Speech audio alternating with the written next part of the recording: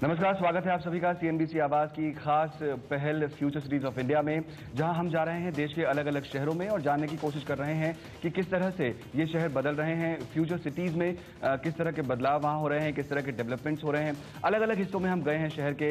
हमने फरीदाबाद, नोएडा, कानपुर, इलाहाबाद जैसे शहरों को नॉर्थ में कवर किया, वेस्ट में हमने कवर किया सूरत को, बड़ौदा को। वहां पर हमने अपॉर्चुनिटीज देखी, किस तरह इंडस्ट्री डेवलप हो रही हैं, किस तरह एजुकेशन सेक्टर डेवलप हो रहा है। और आज हम आ पहुंचे हैं ईस्ट में, सिटी ऑफ टेम्पल्स भुवनेश्वर में। जी हाँ, ये काफी मशहूर है इसके पुराने मंदिरों के लिए। यहाँ पर कई सारी यहाँ पर हमने देखा है कल्चर के लिए भुवनेश्वर हमेशा से जाना गया है, लेकिन अब इसकी तस्वीर बिल्कुल बदल रही है। पिछले 10 सालों में हमने देखा है काफी ज्यादा निवेश हुआ है आईटी में, खासतौर से बड़ी बड़ी कंपनियां यहाँ पर आके अपने ऑफिस सेटअप कर रही हैं। और यहीं पर हम देख रहे हैं एक नई स्टार्टअप जनरेशन भी उभर कर आ रही है, यानी कि कई सारे एंटरप्रेन्योर्स, और वो सिर्फ टेक्नोलॉजी से रिलेटेड नहीं है, दूसरी फील्ड्स में भी उतर रहे हैं। तो यहाँ पर पूरा स्कोप है कि ये शहर भी आगे अच्छी खासी ग्रोथ दिखाएगा, और इसका को ही नहीं बल्कि इंडिया के जीडीपी में भी एक बहुत बढ़िया कंट्रीब्यूशन देगा। तो यहीं पर हम इंडस्ट्री से बात करेंगे और ये समझने की कोशिश करेंगे कि क्या वो खासियत है भुवनेश्वर जैसे शहर में जो इसको एक नई शक्ल दे रहा है और इसको एक फ्यूचर सिटी बना रहा है। इसके अलावा इंडस्ट्री को दूसरी कौन सी जरूरतें हैं जो यहाँ पर एक अच्छी खासी ग्रोथ जो ट्रैजेक्टरी बनी हुई है उसको और तेजी से आगे बढ़ाए। आपको मिलवा भी देते हैं हमारे मेहमानों से हमारे साथ जो आज मौजूद हैं। हमारे साथ हैं निरंजन मोहंती जो एमडी है मैग्नम अपैरल के, और इसके अलावा डॉक्टर सुवेंदु दास जो GM HR Paradip phosphate limited के हैं। ये साथ ही वीपी हैं नेशनल एचआरडी नेटवर्क भुवनेश्वर के भी। जी हाँ, उसके अलावा मेरे दाईं तरफ बैठे हैं श्री जेबी पानी जो प्रेसिडेंट हैं टाई के एंटरप्रेन्योर्स को यहाँ पर बढ़ावा देते हैं, और साथ ही सीआईआई के उड़ीसा चैप्टर के पूर्व चेयरमैन भी हैं। काफ़ी सारी एक्टिविटीज़ उन्होंने इंडस्ट्री के लेवल पर यहाँ होती हुई देखी हैं। मिस्टर पानी, आप ही से मैं शुरुआत करूँगा। कई सारी बदलाव हमने पिछले कुछ दिनों में देखे हैं। उड़ीसा चूँकि एक भुवनेश्वर एक प्लांट सिटी है, इसलिए मैन्युफैक्चरिंग हब तो नहीं बन पाया, लेकिन आईटी में बहुत डेवलपमेंट हुए हैं यहाँ पर। आपसे मैं जानना चाहता हूँ कि क्या वजह है, किस तरह की अपॉर्चुनिटीज यहाँ पर बड़ी आईटी कंपनी देख रही हैं? यहाँ तो हर बड़े आईटी का प्रेजेंस है।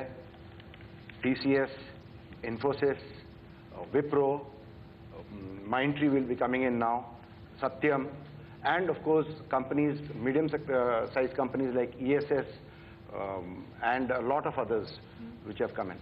और वहाँ एक इन्फोसिटी जो 1 है वो अभी भर गया है, अभी इन्फोसिटी 2 शुरू होने वाला है। और इसके अलावा ये जो यंगर जनरेशन आ गए हैं, यहाँ उनका जो उत्साह है इंडस्ट्री के लिए और इकोनॉमिक डेवलपमेंट के लिए वो फिलहाल काफ़ी बढ़ावत आ रहा है भुवनेश्वर में। एंड उसके लिए तो अपॉर्चुनिटी आ रहे हैं। And already the government has made facilities in various places, but more important is the internal urge of the youngsters. यहाँ पर मैं इसलिए इस सवाल को आगे बढ़ाऊंगा कि क्या आपको मार्केट भी दिखाई देते हैं इस तरह की कंपनीज के लिए? क्योंकि इन्फोसिस, टीसीएस जैसी बड़ी कंपनी जो आमतौर पर बॉम्बे, दिल्ली बेस्ड होती हैं, वो अगर भुवनेश्वर में आकर एक बड़ा सेंटर सेटअप कर रही है, क्या आपको लगता है ईस्ट में एक बड़ा मार्केट डेवलप हो रहा है जिसका फायदा भुवनेश्वर को मिल रहा है?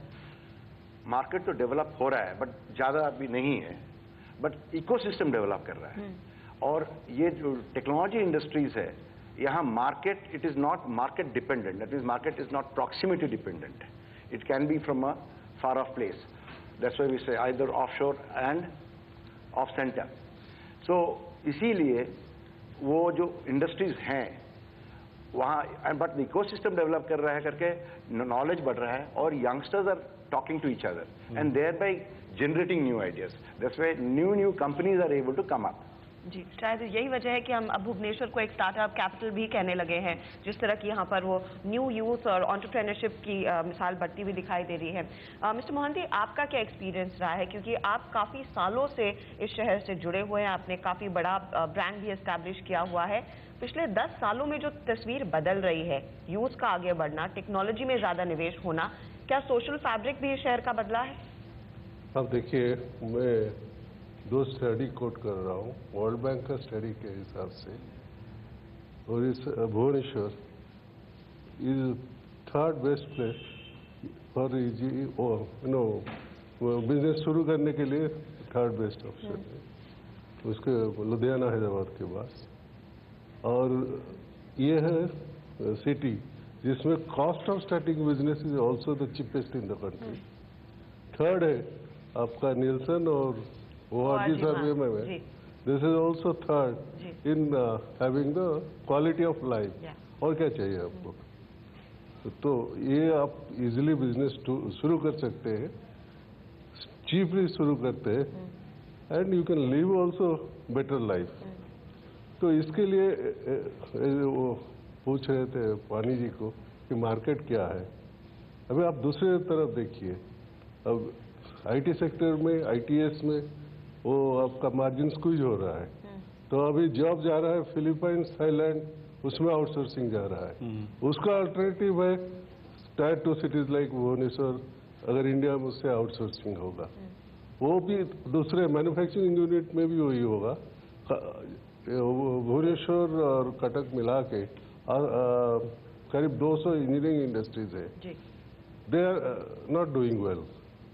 किंतु अभी जो कलिंगनगर आ रहा है, जो स्टील सिर्फ स्टील प्लांट में 2000 करोड़ का, सॉरी 2 लाख करोड़ का इन्वेस्टमेंट है, उसका अगर मेंटेनेंस एंड पार्ट्स एक्सेट्रा वो 4% एवरेज लेते हैं तो 8000 करोड़ का मार्केट है। So this can also the जो एग्जिस्टिंग इंडस्ट्रीज है वो क्या they can be the vendors to the Kalinganagar and they can also thrive. So quality of life है, प्रॉस्पेक्ट्स है, इजी टू स्टार्ट। आप कह रहे हैं अपॉर्चुनिटीज काफी ज्यादा हैं इधर वेज। यहाँ पर मिस्टर दास, आपकी क्या एक्सपीरियंस रही है? आप HR से जुड़े हुए हैं, आप आई एम श्योर लोगों को जब हायर करने जाते हैं आपको वो क्वालिटीज दिख रही हैं जो स्किल्ड वर्कफोर्स है, क्योंकि इतने सारे यहाँ पर एजुकेशनल इंस्टीट्यूट्स है। क्या बढ़िया वर्कफोर्स आसानी से मिल पाता है या फिर ये सिर्फ इंजीनियरिंग IT से ही रिलेटेड है और दूसरी इंडस्ट्री को शायद वहाँ पर और इन्वेस्टमेंट करने की जरूरत है?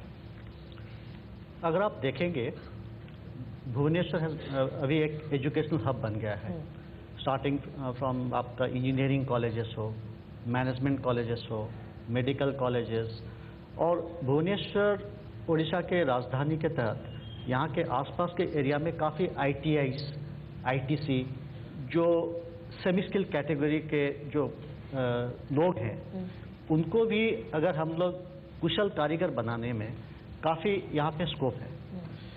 अभी उड़ीसा सरकार ने काफ़ी इंडस्ट्रीज़ के साथ मिलजुल के काफ़ी ITCs, ITI और डिप्लोमा इंजीनियरिंग कॉलेजेस, तो ये सारे में काफ़ी MOU साइन अप किए हैं, काफ़ी ITCs भी अभी खुल गए हैं। और ये जितने सारे इंजीनियरिंग कॉलेजेस है, मैनेजमेंट कॉलेजेस है, मेडिकल कॉलेज, अभी all India institute of medical sciences का भी एक यहाँ पे भुवनेश्वर में खुल गया है, IIT भुवनेश्वर आ गया है, management institutes all over India जैसे IMI इंटरनेशनल मैनेजमेंट इंस्टीट्यूट जो दिल्ली में है उसका भी एक कैंपस खुल गया है। सो अभी भुवनेश्वर में जो पोटेंशियल है उसको देखते हुए BIMTech जो है वो भी यहाँ पे कैंपस खुल गया है। सो नेशनल लेवल के इंस्टीट्यूट्स, इंजीनियरिंग हो या मैनेजमेंट हो, अभी सबका नज़र भुवनेश्वर पे है, क्योंकि अभी धीरे धीरे उड़ीसा सरकार जितने सारे कंपनियों के साथ MOU करार किया है, वो जब तक उसका इम्प्लीमेंटेशन होगा, उसका कार्यक्रम होगा, तो उसमें भी लोगों की ज़रूरत पड़ेगा। और जैसे महांती जी और पानी जी बताए कि भुवनेश्वर का जो लागत है कोई बिजनेस शुरू करने के लिए कंपैरेटिवली चीपर है। तो इससे क्या होता है कि अभी बहुत सारे कॉर्पोरेट्स जो हैं जिनका प्लान्स और यूनिट्स भुवनेश्वर में अभी आ रहा है या आने का है, वो लोग दिल्ली, बॉम्बे, कलकत्ता, ये सबका कॉस्ट को अगर नज़र रखते हुए वो लोग भी अभी सोच सकते हैं कि शायद हम लोग भुवनेश्वर में शिफ्ट करें। लेकिन दास साहब, जो बात आप कह रहे हैं, कई लोगों से मेरी बात हुई यहाँ पर इस शहर में, काफ़ी वक्त मैंने यहाँ बिताया, और एक बड़ी जो प्रॉब्लम निकल कर आई वो ये कि चूंकि क्वांटिटी बहुत ज़्यादा है एजुकेशन इंस्टीट्यूट की, इसलिए क्वालिटी पर असर है, जो एक नेचुरल लॉ है। मैं आपसे समझना चाहता हूँ कि जो हर्षदा ने बात पूछी उसी को मैं आगे बढ़ाते हुए कि जब आप जाते हैं हायर करने के लिए लोगों को, तो क्या आपकी रिक्वायरमेंट यहाँ पूरी हो जाती है या आपको दिल्ली, बॉम्बे आना ही पड़ता है हायर करने के लिए? देखिए, हम लोग जब हायर करते हैं तो क्वालिटी एक फैक्टर होता है। बात सही है कि जो इंस्टीट्यूट से जो लोग निकल रहे हैं, जो लड़के या लड़कियां लोग निकल रहे हैं, उसमें क्वालिटी का कुछ फ़र्क तो ज़रूर है। उसके लिए हम लोग जो इंडस्ट्री एकेडमिया इंटरफेस होता रहता है उसमें भी हम लोग ये बातें उठाए हैं।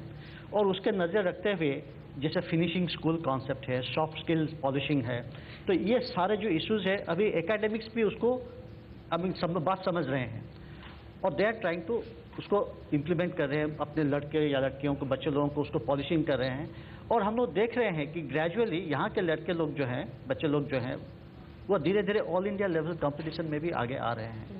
तो वो जो कमियां थोड़ी बहुत रह जाती है वो मेरे ख्याल से अभी एक आध साल में जरूर with the cooperation of industry, I think सारे इंस्टीट्यूट जो हैं वो लोग उसको मेकअप करने में कामयाब होंगे। यहाँ पर हमने देखा मिस्टर पानी, प्राइमरीली सर्विस इंडस्ट्री काफ़ी एक्टिव है, वहीं पर सबसे ज़्यादा इन्वेस्टमेंट हुआ है, लेकिन दूसरे सेक्टर्स में आपको क्या लग रहा है अब मौका आ गया है कि वहाँ पर भी किसी तरह का इन्वेस्टमेंट बढ़ाया जाए, चाहे वो सरकार के फ्रंट पर हो या फिर CII के फ्रंट पर, ताकि और इन्वेस्टमेंट आए? या आई अग्री, यहाँ सर्विस इंडस्ट्री के लिए there was a focus, but आपको ये याद रखना पड़ता है कि in Odisha the major industries are going to be mineral based industries, right. Large industries. And as Mr. Mahanti said, once large industries come up, which has already come, a huge number of industries, there's the presence of Tatas, SR, Jindals, Bhushan, and in various places. Then uska jo consumption है और उसका regular जो replacements है उसी के लिए जो industries आएगा that will be all engineering based industries and directly manufacturing industries, right. Both downstream and upstream products. इसका emphasis already आ गया है।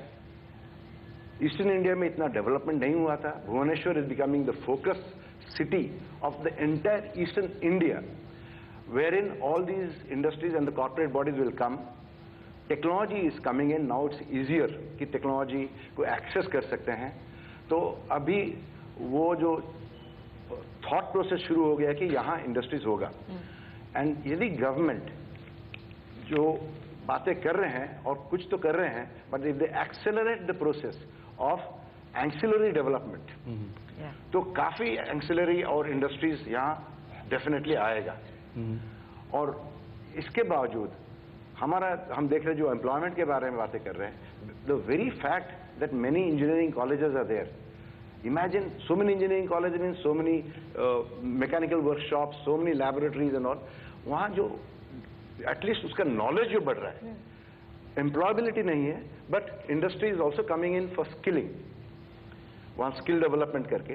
तो ये दोनों होके जो मिस्टर सुवेंदु बोल रहे थे कि कुछ टाइम लगेगा, 1-2 साल लगेगा, बट डेफिनेटली एम्प्लॉयबिलिटी बढ़ेगा और स्कोप दूसरे इंडस्ट्रीज का into both the secondary and tertiary industries जिसमें ज्यादा एम्प्लॉयमेंट है वो डेफिनेटली बढ़ेगा। एक इंटरेस्टिंग ऑब्जर्वेशन मैं आपके साथ शेयर करना चाहता हूं मिस्टर पानी। जब हम लोग मुंबई से भुवनेश्वर आने लगे तो हमने ये पाया कि काफ़ी नंबर ऑफ फ्लाइट्स हैं यहाँ पर, लेकिन वो सारी फुल होती हैं। हमने 2-3 फ्लाइट्स ट्राई की लेकिन वो सारी फुल थी। जिस फ्लाइट पे हम फाइनली आए वो फ्लाइट पूरी फुल थी, उसमें भी बिल्कुल जगह नहीं थी। ये पॉइंट मैं इसलिए उठा रहा हूँ बिकॉज मैं ये पॉइंट रखना चाहता हूँ कि काफ़ी सारे लोग अब आ रहे हैं शहर में, बहुत ज़्यादा अपॉर्चुनिटीज़ हैं। जाहिर तौर पर कई बिजनेसमैन आ रहे हैं, कई स्टूडेंट्स आ रहे हैं। इंपॉर्टेंट सवाल ये है कि जिस तरह की अपॉर्चुनिटी आप देख रहे हैं, क्या उसके लिए शहर का इंफ्रास्ट्रक्चर रेडी है? किस तरह के आपको लगता है कि वहाँ पर काम करने की ज़रूरत है ताकि जिस ग्रोथ की, जिस फ्यूचर सिटी की हम बात कर रहे हैं उसको सस्टेन करने के लिए इंफ्रास्ट्रक्चर हेल्प कर सके शहर का? देखिए, Bhubaneswar was a very small town some time back, अभी बढ़ रहा है और जल्दी बढ़ रहा है। उसके अनुसार जो इंफ्रास्ट्रक्चर डेवलप हो रहा है, अभी रिसेंट रैंकिंग में जो इंटरनेशनल हमारा सिटीज ऑफ इंडिया रैंकिंग जो हुआ है institute of competitiveness, I think business today में निकला था, अभी Bhubaneswar from last ranking to this ranking jump from 35 to 22nd, जहां इंफ्रास्ट्रक्चर के पोजीशन 13th है। हमारा रोड्स बेहतर हो गए, ये सब बढ़ गए। बट आप जो फ्लाइट के बारे में बोल रहे हैं, आप connectivity should improve.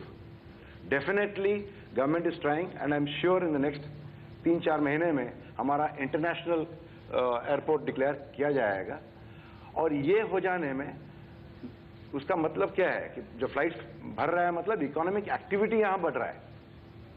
Economic activity जब बढ़ रहा है तो naturally infrastructure has to keep pace. One good thing that has been done is Bhubaneswar का वो जो CDP करके एक हुआ है, कंप्रिहेंसिव डेवलपमेंट प्लान बन गया है, वहाँ एक एक्ट हो गया है, तो पूरा area like a greater NCR area, greater Bhubaneswar area को पूरा एक प्लान बना रहे हैं। तो naturally once there is a plan, I am sure somewhat there will may be a delay in action, but होगा ही, और अभी बढ़ रहा है इंफ्रास्ट्रक्चर। ओके, तो ग्रोथ काफी है शहर में। हम लेंगे एक छोटा सा ब्रेक। जब लौट कर आएंगे, यहाँ पर एक गोल्डन ट्रायंगल भी भुवनेश्वर माना जाता है कि भुवनेश्वर, पुरी और कोणार्क, यहाँ पर कैसे टूरिज्म को और बढ़ावा दिया जाए, कौन सी चीजें और अट्रैक्ट कर सकती है टूरिस्ट को, टूरिज्म इंडस्ट्री को पर से, उस पर भी हम फोकस करेंगे। लौटेंगे जल्द ही इस छोटे से ब्रेक के बाद।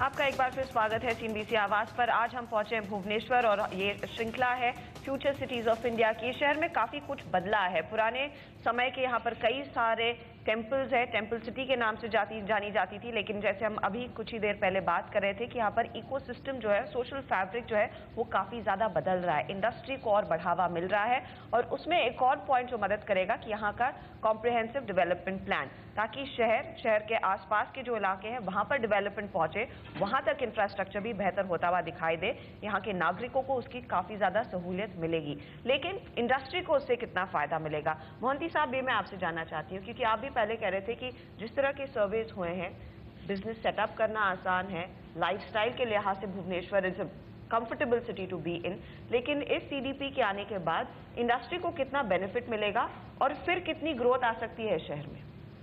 देखिए, अभी mostly way talking about IT industries. जो दूसरा इंडस्ट्री में बोल रहा हूँ, स्मॉल स्केल जो है, उनका एक बड़ा प्रॉब्लम है एम्प्लॉयज के लिए, for getting a place to live. Bhubaneswar for them becomes costly right now. ये जो प्लान आ रहा है वो that is for a bigger area where affordable living can be available, and जो mass transport system suggest कर रहे हैं, तो movement to workplace will be easier। तो जो अभी to frank जितना इंडस्ट्री चल रहा है भुवनेश्वर में, उसका एक बड़ा प्रॉब्लम है getting a employ. It is the other way around. Unemployment का जो प्रॉब्लम है वो दूसरा है, लेकिन इधर इंडस्ट्रीज का जो स्मॉल स्केल मीडियम स्केल है, उनको कोई वर्कर मिलना मुश्किल हो जाता है, क्योंकि for them living is costlier. तो ये जो आप बोल रहे हैं कि अभी जो CDP आएगा, जो बिगर एरिया, तो अफोर्डेबल लिविंग मिल सकता है। उससे बेसिकली शहर के बाहर जो इंडस्ट्रीज लग रही हैं, क्योंकि शहर में तो इंडस्ट्री नहीं लग सकती है प्लांट सिटी होने के नाते, शहर के बाहर जो इंडस्ट्री लग रही है, आप कह रहे हैं कि वहां पर हाउसिंग की सुविधा होनी चाहिए, जिससे जो वर्कर्स हैं वहीं रह सकें और वहीं काम करें। वही काम कर सकें। मास ट्रांसपोर्ट सिस्टम भी चाहिए। Going to work also is cheaper. आपकी कंपनियों के लिए फिर कितने कॉस्ट कम होते दिखेंगे इससे, और कितनी प्रॉफिटेबिलिटी फिर बढ़ सकती है ओवरऑल इंडस्ट्री की? देखिए, अब जो CDP की जो बात कर रहे हैं, उससे अब बहुत सारे फायदे हैं इन टर्म्स ऑफ एम्प्लॉयबिलिटी। जब लोग आएंगे, अफोर्डेबल हाउसिंग बढ़ेगा, तो नेचुरली वर्किंग क्लास भी बढ़ेगी। वर्किंग क्लास जब बढ़ेंगे तो मास कम्युनिकेशन सिस्टम इंप्रूव करेगा, मास सिस्टम, उसमें भी आपका एम्प्लॉयबिलिटी भी बढ़ेगा। उसके अलावा जो वर्किंग पॉपुलेशन है, तो somebody has to feed them also. So lot of scope is there for restaurants, hotels, entertainment. तो ये सारे जो सर्विस सेक्टर में है, उसमें भी एम्प्लॉयबिलिटी आएगा। आजकल एक ट्रेंड भी देखा गया है कि most of the working people they don't like to cook, वो अपना खाना बनाना नहीं चाहते हैं। तो अभी छोटा छोटा बहुत सारे ऐसे सेक्टर्स आ गए हैं जो कि होम डिलीवरी करते हैं, होमली फूड का, घर का खाना। तो उसमें भी काफ़ी स्कोप है लोगों को, इवन इफ वो ज़्यादा पढ़े लिखे नहीं होने से भी खाना बना के घर तक पहुंचाना। So that is also coming up. और भी एक ट्रेंड देखा गया है, भुवनेश्वर जब एक्सपैंड कर रहा है, यहाँ पे काफ़ी बुजुर्ग लोग हैं जिनके बच्चे कोई बाहर रहता है, अब्रॉड रहता है, तो होम नर्सिंग, तो जब उनकी देखभाल करने के लिए, जब वो बीमारी रहते हैं या ऐसे भी कोई नहीं है जरूरत पड़ने पे, उनका देखभाल के लिए भी होम नर्सिंग, वो भी एक काफ़ी एम्प्लॉयमेंट के लिए स्कोप है, जिसके लिए यहाँ पे कुछ इंस्टीट्यूट्स भी आ गए हैं जो कि होम नर्सिंग के ऊपर ट्रेनिंग दे रहे हैं, और उसका भी यहाँ पे काफ़ी डिमांड बढ़ गया है। उसके अलावा अभी बहुत सारे होटल्स जो ब्रांडेड होटल्स हैं वो भी अपना होटल्स भुवनेश्वर में खोलने जा रहे हैं, उसमें भी हॉस्पिटल के सेक्टर में भी काफ़ी स्कोप है। आप जो बता रहे थे गोल्डन ट्रायंगल की बात करते हैं, पूरी भुवनेश्वर कोणार्क, इसके आसपास आप देखेंगे चिल्का लेक है। It is one of the largest natural lake in India. और टूरिज्म के जो सीजन होता है नॉर्मली विंटर्स में, काफ़ी माइग्रेटरी बर्ड्स आते हैं। It is famous for dolphins.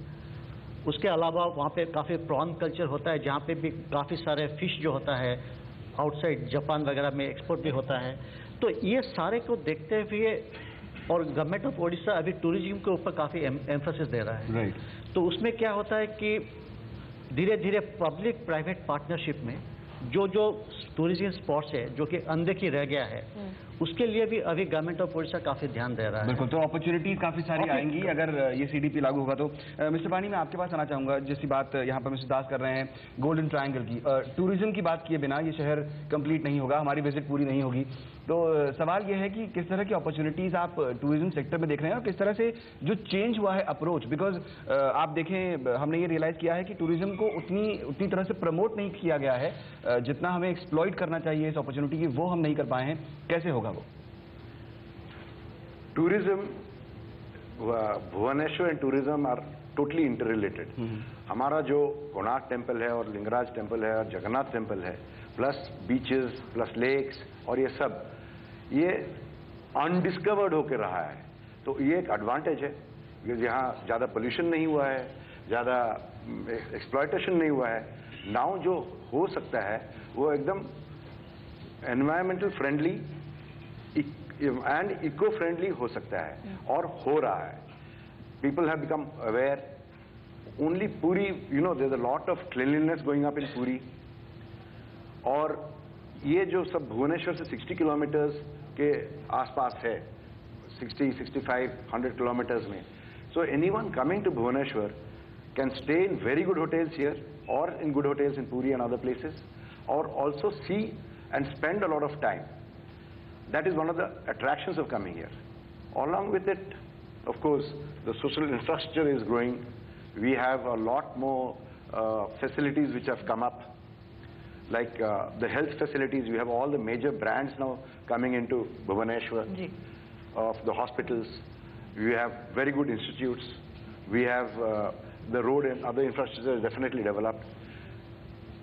One of the major things जो CDP किया है कि इंटायर ईस्टर्न इंडिया में 500 किलोमीटर का रेडियस ले लीजिए, एक भी सिटी नहीं है, एक भी शहर नहीं है जहां मतलब जो भुवनेश्वर जैसे ग्रोथ में, अभी जो ग्रोथ फेज में है। And landlocked cities, landlocked states like Chhattisgarh, Jharkhand, Bihar, those people, you know, all export of material and import of material जितना जो है वो सब कहाँ, कौन सा माध्यम में होगा? There will be have to be a port, and since Orissa has the major deep ports, I see a tremendous growth, and because of that Bhubaneswar will become the corporate center. जी हाँ, यहीं पर वो कॉर्पोरेटाइजेशन और बढ़ता हुआ दिखाई देगा, क्योंकि यहाँ का इकोसिस्टम काफी बदला है और काफी ग्राउंड वर्क हो चुका है पिछले कई सालों में। लेकिन यहाँ पर हम लेंगे एक छोटा सा ब्रेक, इस चर्चा को आगे और बढ़ाएंगे जरूर। भुवनेश्वर में यहाँ से अगले नेक्स्ट ग्रोथ फेज के लिए कौन सी वो चीजें हैं जिसमें हम काम होता हुआ देखेंगे, सब पर हम बात करेंगे। लेंगे एक ब्रेक, अगला आधा घंटा डेडिकेटेड होगा क्योंकि CNBC आवाज की एक बहुत बड़ी ऑडियंस है जो निवेश के बारे में भी जानना चाहती है। हम यहाँ पर बात करेंगे हम कुछ जानकारों से, निवेश सलाहकारों से जो आपकी मदद करेंगे, भुवनेश्वर के लोगों की मदद करेंगे अपने निवेश को ऑप्टिमाइज करने के लिए, अपने इन्वेस्टमेंट्स को ग्रो करने के लिए। लेंगे एक ब्रेक, लौटेंगे जल्द ही।